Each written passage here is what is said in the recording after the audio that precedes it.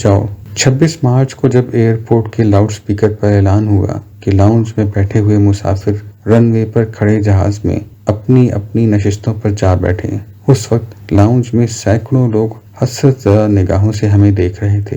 میری چھاتی تن گئی، گردن اکڑ گئی۔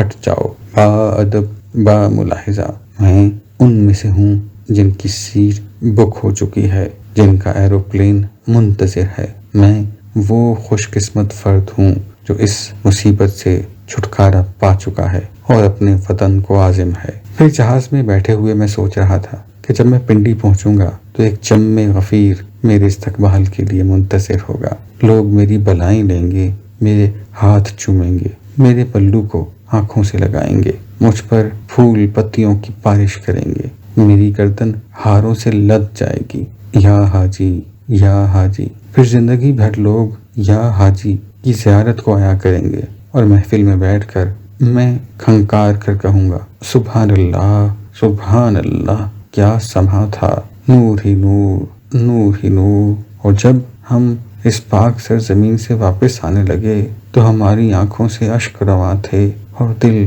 جدائی کے غم سے نڈھال تھے۔